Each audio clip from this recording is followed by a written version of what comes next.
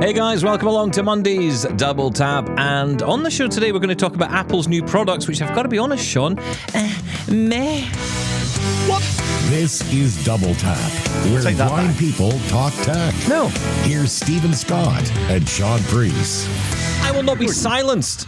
You're a disgrace. You should be silenced. What? Apple new products drop and you just go, meh. The theme tune has just ended. Yeah. And we're fighting already. I know. Yeah. Happy Monday. Happy Monday, everybody. Welcome to it. I hope you're well. And it's nice to be here. I'm all right. Are you all right? Good. Yes, I am. I'm feeling rejuvenated, Stephen Scott, after meeting up with you, I've got to say. Oh, what a joy that was. It's always a joy meeting up, isn't it? It's always a joy. It's always an experience. And I will say, what it does is it usually fuels the next 6 episodes of this program because there's so many stories that we can share along the way from our journeys. Can I just say, actually, there wasn't some hilarious mishap or anything, an outrage. And can I mention the name of the hotel? Oh, please do. Yeah, of course. Then I will do. Yeah, we met up at the Hyatt Regency. Oh. I know. The Hyatt Regency in Manchester. I've got to say, the staff, they were excellent. Yeah, they were. They were really good. I thought they were fantastic. They weren't phased, usually. Well, not usually, I shouldn't say that. But sometimes you walk into somewhere, like a subway, for instance, and there's awkward silence. People don't know what to say. People don't know how to approach you. They just couldn't do enough for us. They were absolutely fantastic. So thank you. One tiny, tiny little criticism I would make. Oh, here we go. Never happy. It was kind of funny and, just a misunderstanding. And again, I think with proper visual awareness training and certainly sight-guided training, this would not happen. And I did feed this back to the hotel actually afterwards because I thought, you know what, you're a really nice bunch of people. And I bet, hotels, companies are so used to criticism all the time. And it's just nice to sometimes go back and say, do you know what? Your staff there were excellent. They really were. Very passionate about the job, really just trying to please, and they did a great job with us. But I will say, please don't lead me by the hand everywhere I go. The leading by the hand thing. So this was, I went into the hotel, and as I walked in, of course, first off, revolving door. Uh-oh. Yeah. That's always fun. But got through that, thankfully. I'm always terrified I'm going to lose an arm or a leg or something in the middle of that thing. It terrifies me. But anyway, the other person we met got trapped by the revolving door. His cane did, yes. His cane. We'll get into that. He's okay. Yeah. But yeah, so got in the door. Someone approached me and said, can I help you get to reception? I said, yeah, that'd be great. Thank you very much. I was led by the hand. Oh, that's lovely. What's wrong with that? It was like I was getting married in that moment. It was beautiful. It's like I blame Bob Dylan. Is it? Let me take you by the hand and lead you to reception. Yeah. I mean, what is it with people that grab your hand? And you know what? I wouldn't mind if they just sort of grabbed your hand and you were, swinging your hands like a couple in love towards the reception. But they don't. They grab your hand and it's up by your shoulder. It's almost like I'm a T-Rex or something they're guiding me by. I never understand. It's like, right, where do you want me? Because I always say, can I take your shoulder? Yeah. I always take the shoulder. You're tall. I know some people. Yeah, that's right. Well, some people like to take the arm, don't they? But whatever. But the hand, it's just no good. It doesn't do. It's like someone grabbing your cane. But I think he was walking in front of me, like facing me. So he's walking backwards. Oh, it's leading me by the hand. It was a gorgeous ballroom dancing. I know. I'm thinking to myself, I don't personally care if anything I do in life ends up on Instagram, but this is going to end up on Instagram. Someone's watching this and saying, clock this, get this recorded and get it online because this is utterly ridiculous. This poor blind man is being led to this reception by the hand.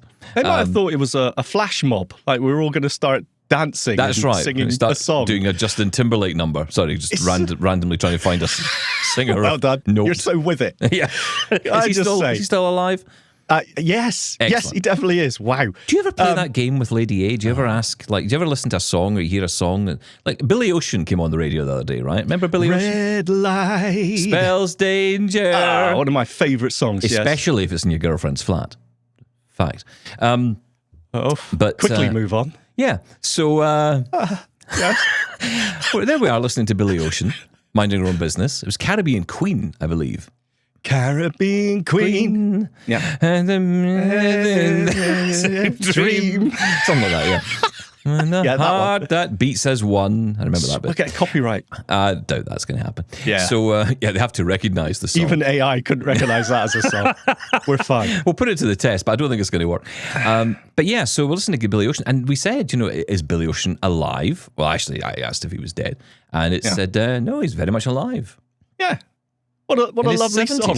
And what a lovely thing to do, Stephen Scott. I do that all the time, actually. It's terrifying. Why did I say that? I have no idea. Right, shut up a minute. Okay. Let me bring us back on track. Talking about the staff at the hotel. I think I need to be led by the hand. He was spot on. It's so interesting, right, that we have that experience that they were so good at not being fazed by the disability. But at the same time, it was an obvious lack of training of actually what to do from a practical sense when it comes to guiding, right? Because, I held onto your shoulder when you eventually grabbed hold of his, and we took to the restaurant, and then, here's the seat for you, and then grabbed my hand to try and, take me around the table to take me to my seat. And again, the same thing, right? You're pulling your hand back saying, actually, I'll just grab your shoulder, or it's fine, I'll just feel with my cane, it's okay. Yeah. But I can't fault the actual attitude was fantastic, and that's half the battle, I think. It is. It was a nice hotel, mind you. Nice hotel. I've stayed in nicer, but it was okay. You're talking about you stayed in. I love that place. I stayed there before, and I think it's fantastic. And the staff were great then as well, so this wasn't just a one-off thing. And also, we should say, it just wasn't me and you, Stephen Scott. No, it was a lads' night out. Lads, as the WhatsApp group was called. Yes. I mean, I have to say, lads, not what you might expect from a lads' evening. Perhaps sitting around what appeared to be a campfire, sipping Diet Cokes and wondering when 8 o'clock will appear so we can all go to bed. Yeah. Not together, obviously. No. But yes, we did meet up with Callum Stoneman as Stonehenge, well. Yeah. Stonehenge. Yeah. He's a big fella, isn't he? He is. Isn't he massive? He's tiny. He's tiny, thin. 8 stone wet through, I would say. But very tall. Very manly. Tall man. Very manly man. Anyway. It was lovely to meet him. It was lovely to meet him in person. It was nice to meet you. It's so strange. You feel like you've met these people before. That's the trouble, because, you've heard talk all them. the time. And we talk, that's right. So it was great to meet Callum as well. We had a good time. It's like sometimes when we have listeners meet us and they say, I feel like I know you. And I get that, because when we talk to other people who we've been talking, because look, I said this last week, we have a lot of friends who are online, true. You and I, pretty much that's the only way we communicate. I mean, we see each other once or twice a year. Usually when you've got a suitcase that you want to empty my house, you come up and empty it, clear out my loft. No, I fill up my suitcase at your house. That's you what do happens. exactly. You bring 2 empty. I think you need to bring 2 empty suitcases this time. If I'm perfectly honest, this is getting ridiculous. It's like a trolley dash. I love going to your house. You do, don't you? I'll take that, and that. Yeah, but you don't. I'm giving you this stuff. It's not that you're taking it. I'm saying to you, here, have this, and you're like, oh no, I don't need this. In fact, the funny thing was, you brought back my Mac Mini, which I forgot to get back from you, by the way. Yeah, you know what? I tried. I honestly, Stephen, I'm being so genuine and honest with you. I so tried to love the Mac. Nah, it's not for me. Can I be honest? Mac OS 26, I'm struggling. Really? Well, I did hear you use some choice words when it was not responding quite a lot this morning. That's all I'm getting now. Everything's not responding. And, Safari not responding. And not only that, we're back to the days where it used to be, and you might remember I told you the story of learning to use the numpad controller.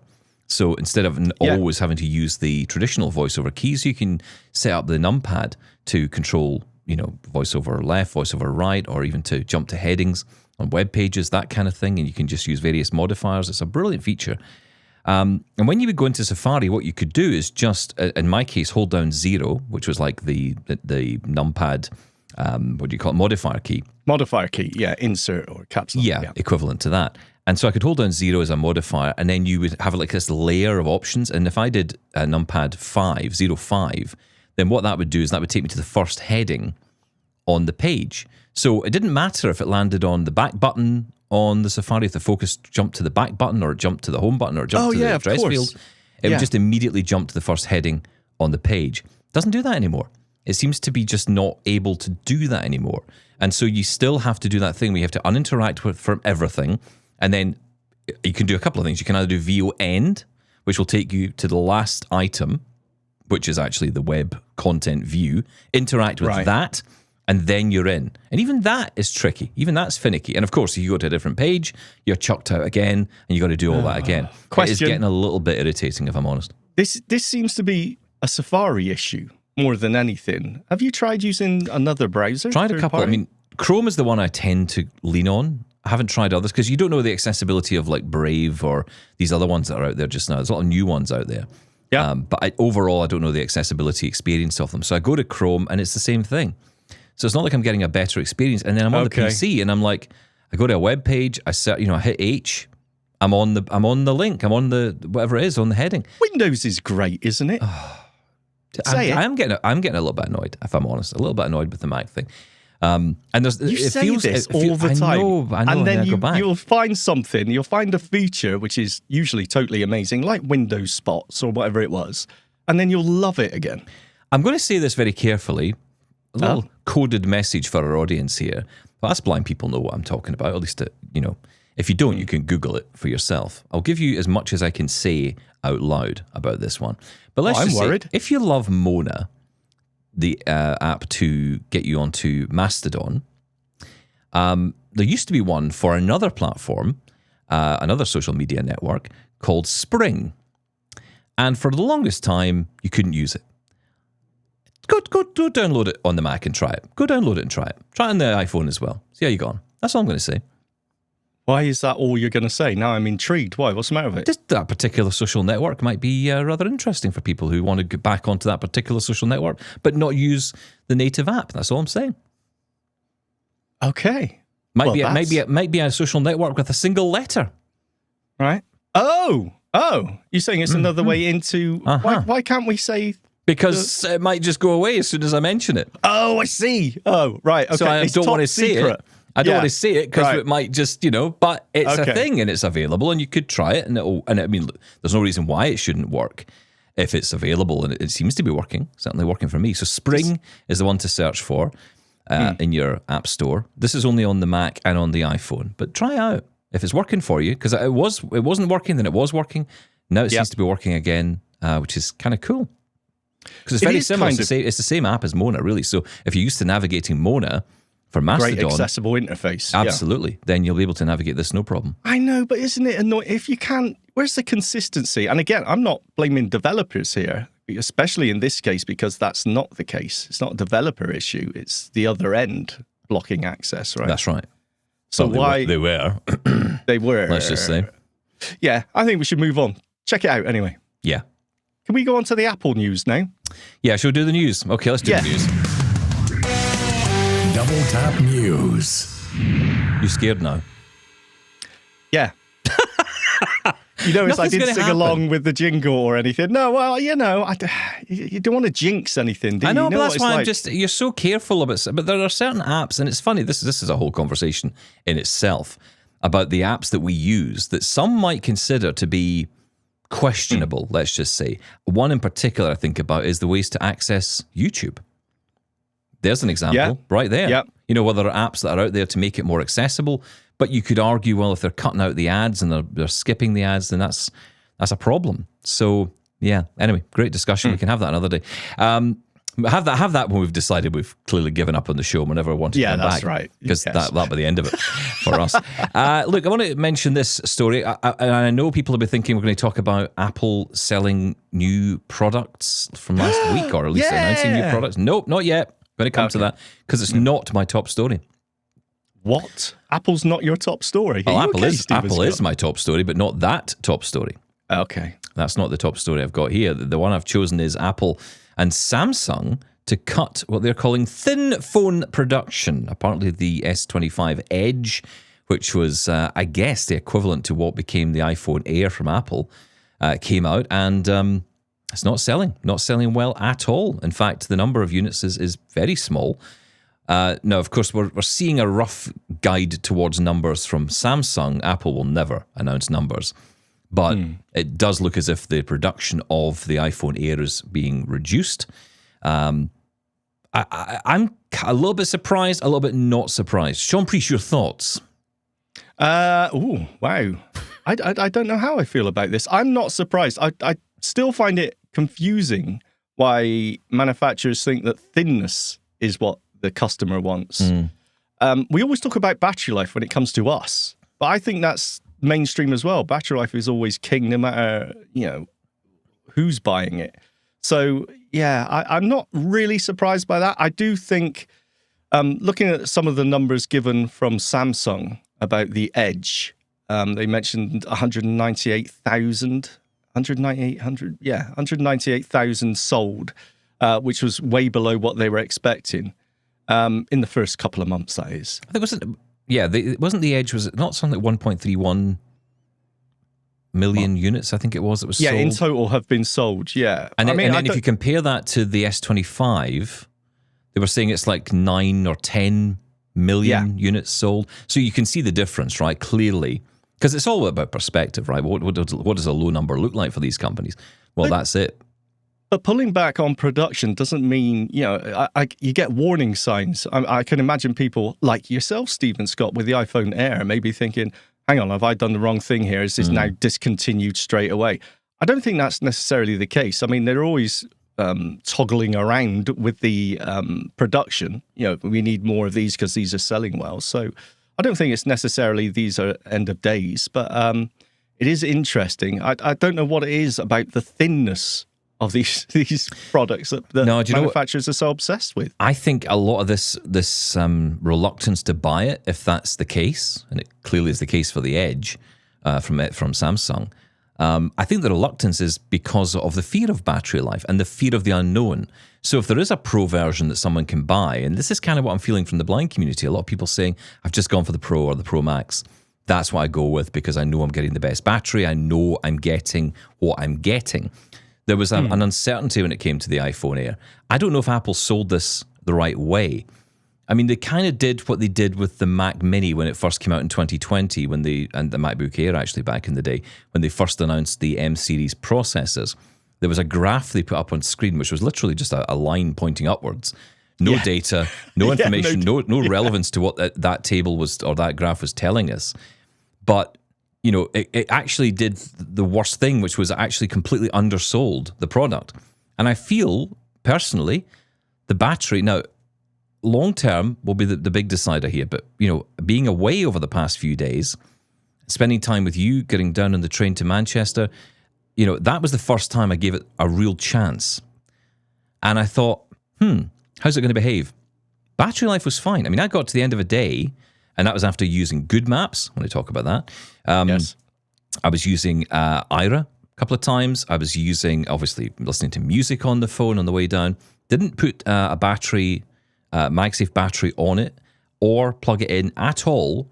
And from leaving the house around 8 o'clock in the morning to getting to the hotel, to spending the day with you and getting back to the hotel at night, I was down to about 25% by the time I lay down in bed about 10:30. Yeah, I don't think after a whole day that's bad. So I feel they may have actually undersold this product a little bit, and it's either so they can ramp up the sales of the Pro, because obviously they don't want to oversell the Air. They still want to sell the Pro, but I think that the Air itself is actually a pretty decent little phone. I think for most people, this is the average phone. Look, I think most people would go for, if you're not interested in the Pro, would probably go for the 17. I've said this before. Yeah, I think that's probably true. It's probably the best choice in a lot of ways. But the battery life, the concerns of the battery life, for me, haven't materialized into anything negative. Well, I got hands-on with your iPhone Air. I've got to say, I loved it. The form factor alone, I thought was great. After just saying, I don't know why they're obsessed with thin, I got hands-on with it. I thought, oh, this is nice. Now, the only two things that concern me, as most people, as you said, are battery life and also the speaker. I listened to the speaker. I thought it was fine. Now, I was listening in a hotel restaurant, that constant murmur of noise going on around. Music in the background. Music was going.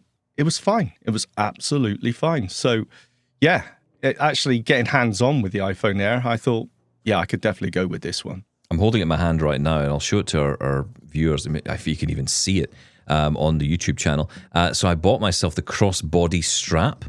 I have no idea if this is even on camera or not, but there we go. If you can see it, good for you. I got it in beautiful black, because why wouldn't you? And the bumper. Now, the bumper's interesting, because the bumper and I've actually got it on my phone here, it doesn't actually it covers around the edge of the phone, right, which is fine. But the bulge at the back, what do they call it? The plateau at the back where the camera is, and where all the gubbins is of the actual phone itself. Everything's in that top quarter, right in there. It doesn't come out far enough to actually protect that, which is kind of weird. I thought it would, but when you put it down the table, you're still getting that, you're still having your camera hit off the table, which is a bit weird. But anyway, the bumper, I mean, it certainly, I think, is actually quite important because, and a case might be too, the reason being for me anyway, was I was really struggling with the screen. It's so edge to edge on this display that, when you're trying to find the voice message button in WhatsApp, for example, you're right on the edge of the screen to the point where it's all screen, baby. You can miss it very easily. So for that reason, the bumper was actually quite useful. But no, I really like my Air. I really like it. I don't think I've made a mistake. I made a mistake with the watch, not going to lie. Decided to change my mind on that, and I took the Series 11 back, got the Ultra 3, and that is a much better watch. I also did something I don't normally do, but because I've had so many experiences of bashing this watch, I bought a bumper for it. And I wouldn't normally do that, but I did this time. You've gone all in on the blindness, my friend. You're going case crazy. Yeah. But it's from Spigen or Spigen or whatever, however you're supposed to pronounce it. Is that right? Pigeon with a sp in front of it. Pigeon with an S. But yeah, Spigen was the one I went for. Very nice. And I even got a watch strap to go with it, a nice Velcro one. That was really nice. Hang on, wait. Let's see. Now you see, cases. I like my phones naked, as you well know. It's disgusting. Because they are beautiful. They are pieces of art. The way that God, in this case Tim Cook, intended. But when it comes to the Apple Watch, I've seen a few cases which I think they feel, obviously I can't see them, but they feel ugly to me, with the cutouts for the digital crown to come through. And I don't know, it conjures up an image, a visual in my head of some horrible bit of plastic on my wrist. How does the case for the watch work? Don't get me wrong, you can buy them. They are pretty much like that. Oftentimes they're see-through as well. They have that kind of really, cheap feel and look to them. But this one, it's got a very matte finish. It's matte plastic, so it just clips right over the top of the Ultra, protecting all the buttons. So it doesn't matter what you hit, you're not going to hit anything. The screen is not covered entirely or at all, but you can easily find the edge, which is, again, another benefit of it. You can find the edge of the screen. So the case covers the sides? Covers the sides, yeah. Basically goes right over the top. Again, a bumper design. But it has cutouts so that you can obviously still put in straps and stuff onto the watch as well. So it's not completely encasing it. Okay. You can get some that do that. But I guess now with all the sensors that they have inside the watch and on the back of the watch in particular, you probably don't want to have it too closed in. So... the old days it didn't matter so much. Isn't it the screen that you're always worried about chipping or, scraping along a wall? No, for me, I have done that, but it's more the sides. It's more the buttons I tend to be bashing into a wall. If I'm walking towards a door, it's usually that's getting it. So it's the buttons that are usually getting it. You do walk incredibly fast, Stephen Scott. I know. I'm a little bit worried. Very awkward. I'm very awkward. I'm an awkward walker. But yeah, so it looks like the iPhone Air... Well, look, who knows what this says? The reality... Lowering production. We don't know what that means yet. Can't speak for Samsung. I can't speak for Apple either. But what I'll say about Apple is, it seems to me they're developing this technology so they can build it into or create a folding phone. That seems to be the way it's heading. So the iPhone Air may be a one-off. It might be that next time around it's the Fold or the Flip or whatever they call it. Yeah. And this might just be a one-off product. I don't think it's going to go down as the Mini product because it was discontinued because of lack of sales. Yeah. Well, we'll have to wait and see. I thought it was a great phone, by the way. Would you want a flip version of it? No. Do you know what? Until there's some sort of justification of the use case for me to have a bigger screen, I'm really not that interested in the flips or the folds because it's all about screen real estate, isn't it? Yes. What do we get out of it? I suppose ultimately it makes it even more portable, especially if it's really thin. But that might be something that's more aesthetic. Yeah, well, plus you're giving up other things, right? You're making compromises on arguably battery life. And the placement of the cameras is always tricky when it comes to flips and folds as well. I totally understand the move towards them, but even in the mainstream, the Folds haven't done amazingly well either. Now, that could be down to the price point. They are still very expensive.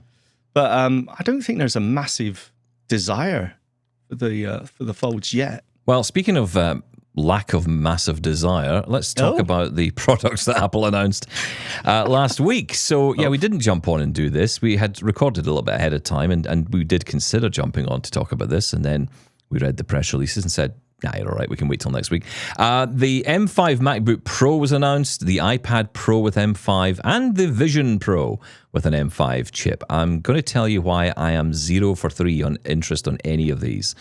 So the M5 MacBook Pro is a really weird choice to bring out on its own. If they had brought it out as part of a range of an update this year, so for example, they brought out the M5 MacBook Pro in both 14 and 16-inch. They only brought out the 14-inch version with this M5 processor in it, which is apparently less powered than last year's M4 Pro and M4 Max. Max doesn't surprise me too much, but the Pro, okay. This, to me, if I'm honest, is a MacBook Air with a fan in it. That's all this is to me. It's just because look, the reason you would buy a MacBook Pro over a MacBook Air is because you need that power. You need the ability to drive the machine just that bit harder. A MacBook Air can cut it for a lot of tasks, can do a lot of things. There's been so much praise for the M4 MacBook Air this year. It is the go-to. If you're doing emails, if you're doing college work, if you're doing uni stuff or work stuff, you're spending a lot of time on the web, the M4 MacBook Air is a great machine. Although, of course, if you use Safari, it'll not respond ever. The hardware is great. Other than that, but no, I mean, look, seriously, if you're looking for a good device, a good computer, a good all-rounder in the Mac world, then yeah, the MacBook Air M4 is great. The M5, I'm sure, will be wonderful as well. But the decision to bring the MacBook Pro out with just the M5 processor in it alone and just the 14-inch was a really weird decision. If they brought out the 16-inch, if they brought out the M4 or M5 Pro and the Max, I would have seen a reason to bring this out. I don't get where they're going with this at all. Really? Because I don't know what the upgrade doesn't seem... Look, a lot of people if you watch the review videos, if you watch the people who actually say, look, if you're going to buy a MacBook Pro, don't buy the base model. Buy the Pro or the Max. Now, the Max is probably too much for most people. The Pro is more than enough for most. But the base model... I don't know. It may leave some people wanting. For those people buying a MacBook Pro, right? Yeah, I see what you're saying. I'm just wondering, look, so there was no event for this drop. It was just, these are released. It just was dropped a press release and, appeared in the store. So it's not like they're making a big fanfare about this release. But I think there's more to the M5, the system on a chip, because I did see someone talking about the networking, right? The N1, I believe it's called, the new chip that's also in the iPhone 17s.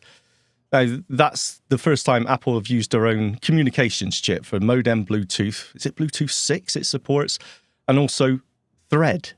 So that's the first time, and that's in the M5 chip. So that could be important later on. But yeah, for most people, they're not going to care. But, to be fair to Apple, they didn't make out like this was a big deal. This is just, hey, it's a spec bump. And it is a spec bump, and it's a strange one, because I know, I'm trying to think back, I think in days of Intel, you didn't get these spec bumps every single year. Or if you did, they were very minor. And of course, it didn't feel like a launch, really, at that point. It didn't feel like it was a brand new machine. It was just an upgraded processor that was now available. If you didn't have it, it didn't matter. But with the M5, it's different. It does feel different with this, right? It feels like we're moving up a generation, which we are. But I'm just not entirely convinced what the value is here. Look, I think the M5 is going to be a great processor. Of course it will. But, there are people still using M2, even M1 processors, and they are just working as well as before.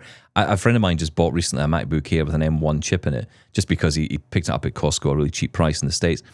And he said, honestly, this machine is great. Does everything I need it to do. And it's still running the latest, and it will run the latest OS for a long time, probably a couple of years more at least, for an M1 anyway. But, if you're sitting there right now, if you've decided to go the route of buying an M series computer, whichever one it is from Apple, there's no need to upgrade to this. I mean, there's an argument to say you don't need to upgrade at all. Doesn't mean I wouldn't. No, do it, no. But, you know, don't need to. But the same argument. It's the same argument we have with any sort of technology, anyway, right? But it's the same with the iPhone. How much of a performance difference do you notice from 3 generations? Barely anything. Yeah, barely. And look, I'm still using that Lenovo laptop of mine. I keep going back to it all the time. I'm trying to do some stuff, and it just works every time. It's great. And I think, how old is this machine now? It's about 5 years old. And you think of all the generations. If I was to attach the logic that I bring to buying a MacBook to buying a PC, I'd be buying a new one every 5 minutes, and I don't really know what I'd be getting that's that much better. Yeah. At the end of the day, it works. So it just works. Can I just say as well, just a quick aside, I did put out a plea that Windows 11 was really laggy on my friend's computer that I was trying to fix. And I couldn't understand it, and I uninstalled a load of things and went through the startup apps, and it just fixed itself. We left it on for a few days. It just fixed itself. I believe, as you said, I Stephen believe Scott. That was my advice. Yeah, I am a hero. Thank you. I left it on for 2 days, 2 nights. I left it on for finishing the updates and everything. Didn't make a difference, and then all of a sudden, on the 3rd or 4th day, just absolutely fine again. Just Weird. Perfect. So, yeah, there you go. That's Windows. None of them are perfect. I had a similar situation this morning. I turned on the laptop, and it wasn't behaving particularly well. And I had Dropbox installed, which I don't use at the moment on that machine. Yes. And so I uninstalled it. And the thing was, in the background, there was a window that was just hanging. It was just waiting, and it wouldn't do anything. It was just getting the, nothing happening. And uninstalled Dropbox, and it just, like that, just came back to life. It was like, that's it. We're all good again. Yeah. And it's obviously just in the background, there's something just running somewhere that's just cycling, saying, trying to connect and trying to do something. You say something. I've got to say, your list of apps in the add or remove program, Stephen Scott. It was pretty shocking, actually. I have to say, I'm kind of appalled. The worst thing, the most messy list of apps I've ever seen in my life. So well done. You're welcome. iPad Pro came out with M5. I mean, if you love the iPad, great. I think if you're looking for an upgrade, I almost feel like if Apple aren't jumping up and down about it, I don't think I should be. That takes and look, iPad, I've had such a love-hate relationship with that iPad for such a long time. I know a lot of blind people use it. I just cannot get to grips with it. Just cannot. You love iPads. No, I don't. I got rid of all my iPads. I couldn't be bothered with them anymore. Yeah, but that's kind of the point. All of your iPads. You've had a few in your time. I had a few, yeah. I always get it because I think, right, okay, this time, because I remember the very first time we got voiceover on it. I had voiceover from launch, but I mean, the first time I really kind of tried voiceover on it properly. Yeah. And I just thought, no, it's just a big iPhone. And it's not, and the problem is it's not a big iPhone. That's the problem. It is a big iPhone. Because it's harder to navigate with a keyboard, let me tell you. I think it is anyway. Yeah, fair enough. You know what? I would love an iPad just for, I think this has been said many times before, but why not? I'll repeat myself, as a coffee table device. I would love it in the living room. But you'd never use it. You wouldn't. Do you know what? The last time I used it was because it was a bigger screen. So you may actually be right on that.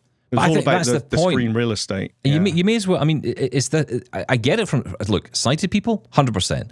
Of course, coffee table, iPad, or having an iPad to sketch on or take notes or look at products or watch Netflix or whatever. Accessible Minesweeper is what I used to play on my, all the time. I just think either it's because you're just sick of holding your phone all day and you want to pick up something even larger and hold that instead. But I just don't see the value in it, personally. Also, it needs to have the profiles. You need to be able to log in. Hey, it's Shaun using it, or it's Sarah using it. You need that for a sort of communal device, which the Apple TV now has. Does it? Oh, yeah, okay. it's a weird thing. My now. Apple TV's dead. My Apple TV, when I turn it on now, it will never get past this screen. I can't seem to auto log it in. I've tried. I've gone through the settings, but it won't stick. But basically, every time I log in or turn on the Apple TV, it will say, which account do you want to open up? And it has all the people in my iCloud family.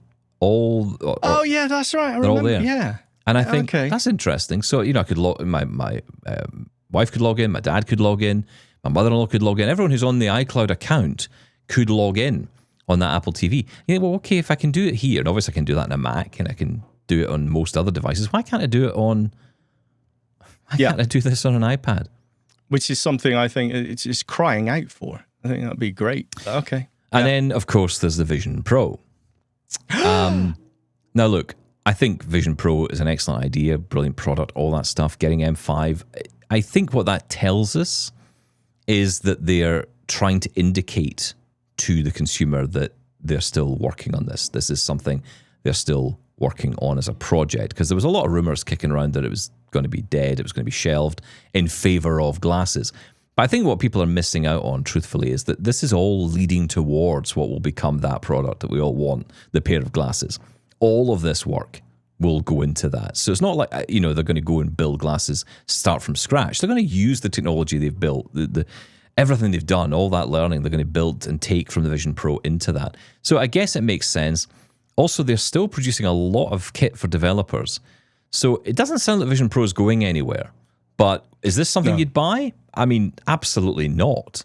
No, most people wouldn't. Of course not. And that's not just because of the price point. It's just for the use case. But I think this is just part of the roadmap. For one thing, forget about the hardware and, proof of concept for miniaturization, battery life and processing power. But also just to get developers used to, well, what applications can we make for this new form factor? So I think this is a long-term thing.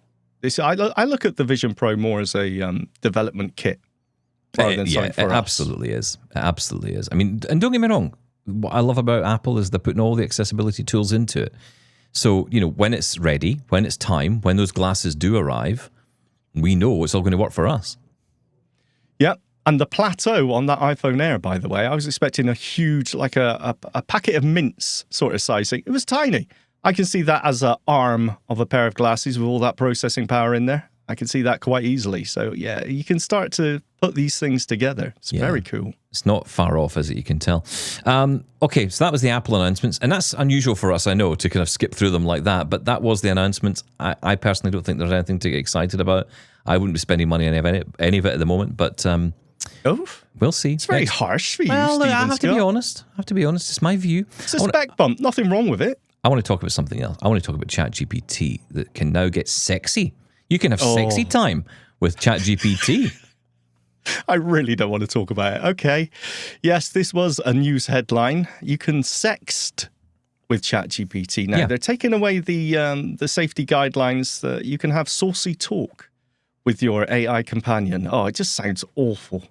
Well, look, this leads into a very interesting conversation that I think is timely, actually, for us, because we are putting out an extra on the Double Tap Extra feed. I think we'll put it out this week, since this story's out. And we had a very interesting chat with Robin Christopherson, our good friend, about AI companionship and people who, especially those of us in the disability community, who will be looking for companions. Now, not necessarily a sexual companion. It could be friendship. It could be care. It could be counseling. It could be a whole wide range of different ways of companionship that AI could help with. But there is no denial that, if you look at the internet and you look at what leads on the internet in terms of websites and everything else, it's pornography. It's sexual material. And so it's no surprise that people are looking for this kind of way to interact with AI. I mean, it's not a surprise. If anyone thinks this is a surprise, your head's inside your bubble. Well done. I'm surprised. No, I am surprised that they've gone this way and released. Yes, I am, because I'm trying to think, what's the possible positives of allowing this to happen? Well, just before you finish that thought, I want to be very clear on this. So ChatGPT can sext with verified adults. So you have to verify. I'm guessing this will be the same as what we've seen for porn websites and others, where you have to do age verification. I guess that means take a video of yourself. I guess it means show a state ID, a government ID, something like that. AI verified, whichever one it is. Yes, that is very important, but still. Yeah, okay. I don't understand the need for it. Now, is there a want for it? Yeah, possibly. But I just don't understand what ChatGPT, or OpenAI, I should say, are getting from this. I just thought they were sort of almost, I'm going to sound like I'm some sort of prude now, but I thought they would rise above this.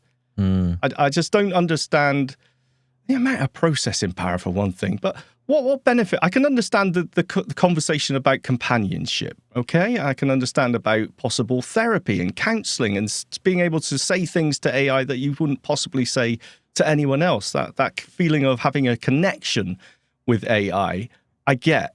But when it comes to, I don't know, I'm sorry, I laugh at the idea that you bring up.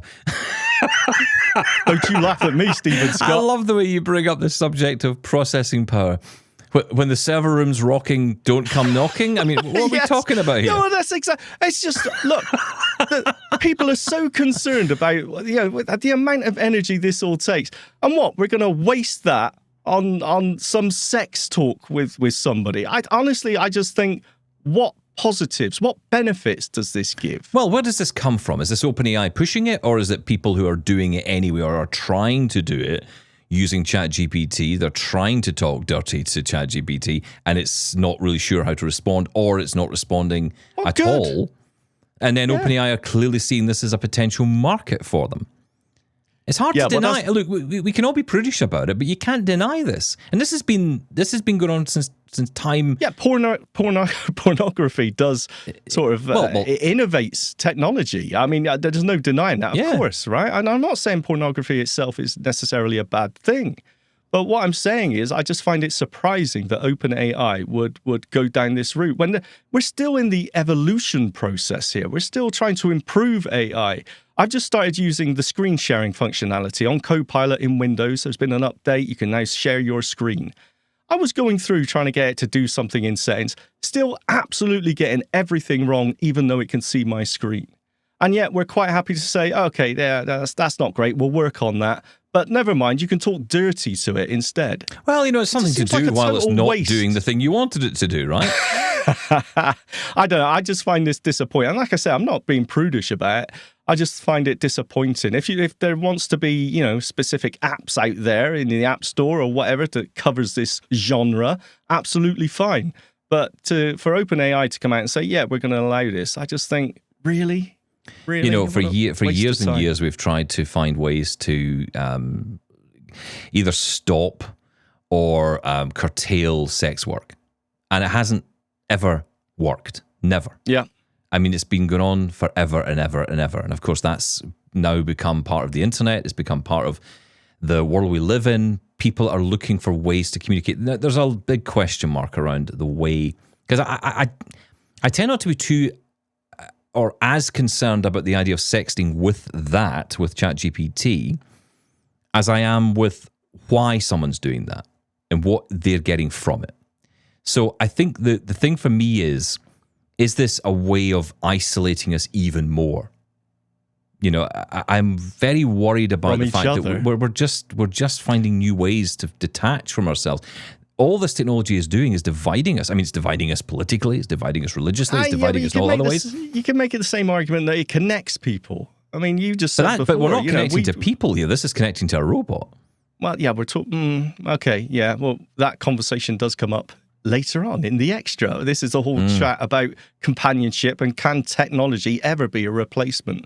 Or even, come close to a human when it comes to trying to solve isolation or whatever else it may be. Well, that's the other side of this coin, right? I mean, as we talk about and we'll get into, but, there are a lot of disabled people out there who cannot, who don't want to have a sexual partner, who can't have a sexual partner.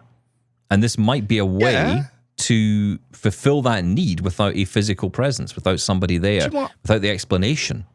Do you know what? Yeah, absolutely. All right, whatever. I get that. I understand that. And I'm not judging people. But at the same time, I think we're putting far too much faith in AI. AI is amazing. It can sort itself out.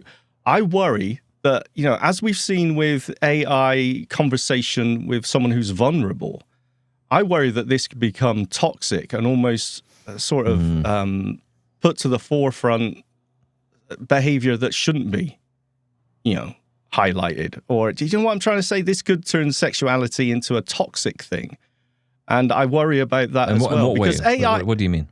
Well, I mean, you could go anyway. You could, you could make AI talk to you as a, as a minor, maybe, or whatever it may be. Right. Or you could do some sort of violent scenario.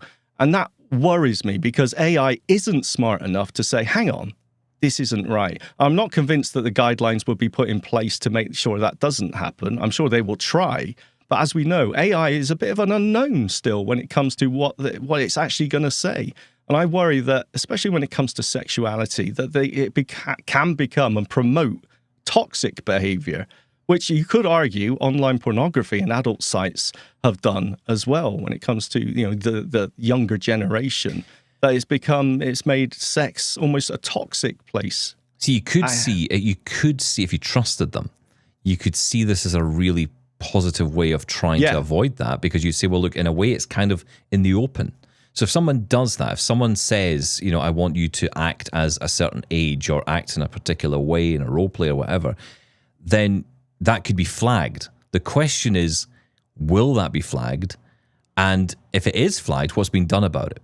I mean, look what we've seen happen when it came to the social media networks, and how, frankly, they just, that's nothing to do with us. Not my problem. Yeah, we're not content people. The people make the content. We just sit here and develop the technology. We're just a platform. They can't say that because ChatGPT isn't a platform. It's becoming one. It's becoming a platform. So, it just makes me nervous. I don't know what it is. I can't sort of logically say this is a terrible thing, but I just think... Also, talk me through this age verification thing, because I don't quite... I mean, I think the only time I've done anything like this was for my bank. I had to do a video where I had to hold up my phone. I had to log in on my phone, and they said, what you need to do is you need to, hold the phone up to your face, and you need to speak the following. Which, by the way, got to give a shout out to Starling Bank, who were brilliant with this, because on the video, I actually said, I am blind, so I'm probably going to screw this number up, and I'll try and do it. And so I had voiceover read it, and I explained in the video, which I think was only supposed to be 10 seconds, about an hour. 10 minutes. Let me tell you a quick story. And then, I got a call right back from the bank who said, hey, look, can we help you in any way? Are you getting on all right with this? Is it working for you? And they were really, anything you need, get in touch. I thought that was a really positive very good experience. for them. I mean, it would have been nice to have the accessible option right at the very beginning, of the process. But okay, good for them. But when it comes to this verification for either porn sites or, I guess, for ChatGPT, which will do this, and a lot of apps and services are going to start doing this, I think. We're going to start seeing this more and more. Wouldn't surprise me if you want to buy alcohol in the future, it's going to do the same thing. What's the process here, and, how safe is that? Well, that's the big concern, right? The safety of your... Okay, so the process is, and I don't know ChatGPT specifically, but in general, the process is there's three options of either you take a picture of your government ID, and like you said, also a picture of yourself right now, and it can compare the two, and blah, they're fine, okay? You got your date of birth on your government ID. That's your age verified. Fantastic. The other one is AI age verification. So AI will look at a picture of your face and guess how old you are if you are old enough, which is okay again. Arguably the safest way to do it, because the only thing you're giving them is a picture of your face rather than your passport or your driving license. So arguably much safer if they do get hacked. There is a third way, and it's totally gone out of my head. But that's the two main ways. But how safe of it is the concern, because the argument was that third-party age verification companies would take care of this, right? And none of your government ID, that passport or driving license, will not be stored on. It will be stored on for the process of comparing it to your face or verifying your ID, and then deleted. Yet, of course, a couple of months after this went through, Discord got hacked. The company that handles the age verification for Discord got hacked, and people's government IDs got stolen. Oh, dear. So, I mean, obviously, everyone before this Age Verification Act here in the UK, but it is rolling out everywhere, as we hear, were out saying, of course, this isn't safe. Of course, people are going to hack it. And we were assured, no, your details will not be stored anywhere. And again, the trust in big tech, proven, we can't trust them because it got hacked. So if you're going to do it, I think the AI facial recognition and age verification is the best, safest way to go. Because if someone steals a picture of my face, who cares? Well, you say that now. Let's maybe come back to you once that happens. Fake AI videos, yeah. Yeah, I mean, actually, the potential now is terrifying when you think about it. But what about stopping children get access to this stuff? So, like, that's what this is designed for. So, unless they can, I guess, and I'm saying a kid, but maybe say someone 16, 17 gets access to their mum or dad's account. But then again, it would all be flagged up in the account as well, right? Because it'd be in the chat history. So it's not like you can really sneak on. There's nothing that's that. 100%. Unless you every time you turn your computer on or log on to a specific service, it has to take a picture of you to verify it's you. I mean, arguably biometrics do that. Windows Hello, fingerprint, face scanning.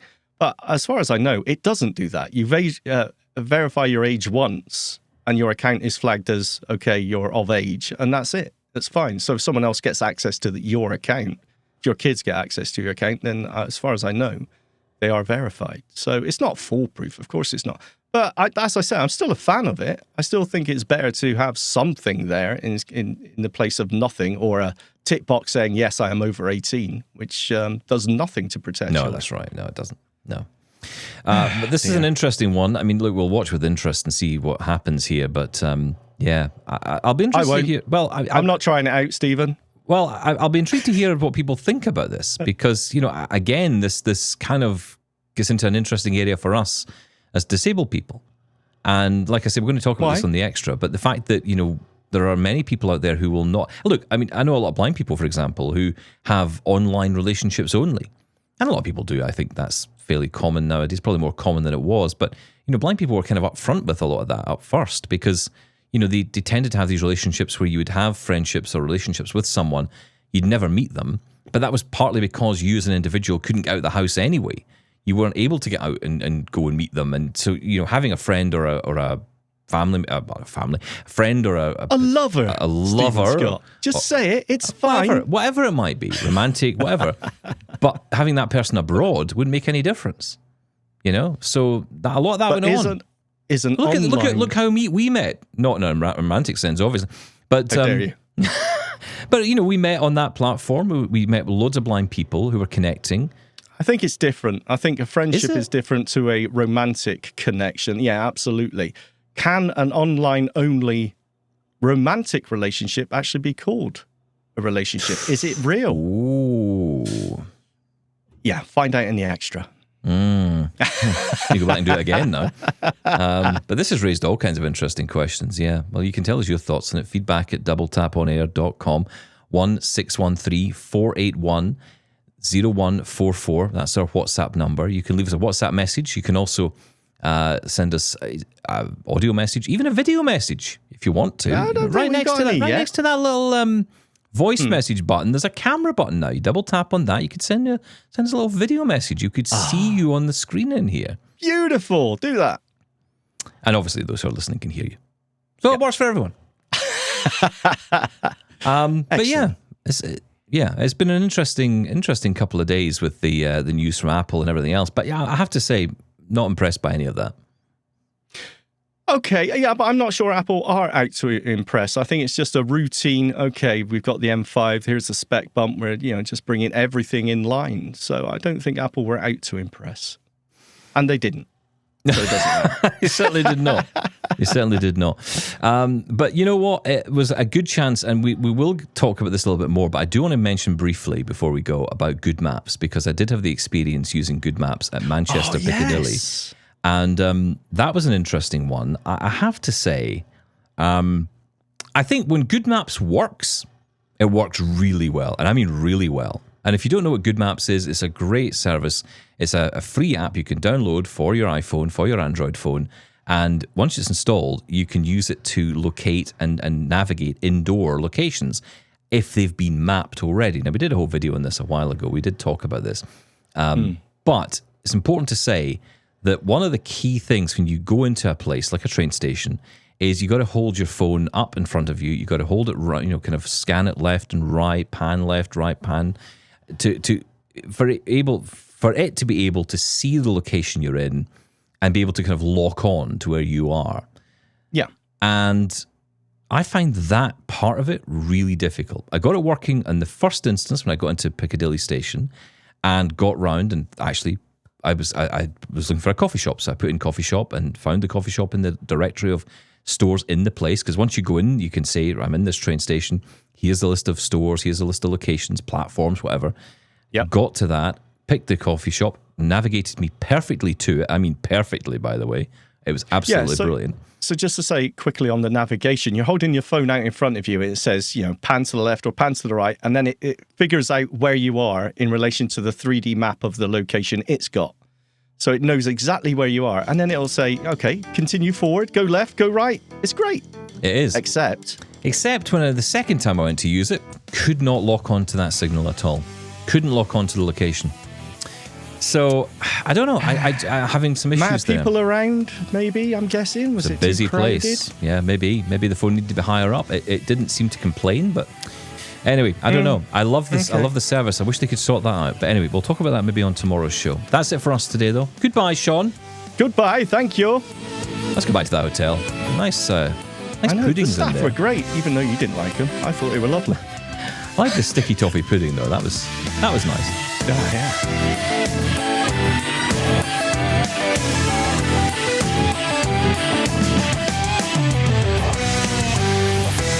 I'm hungry now.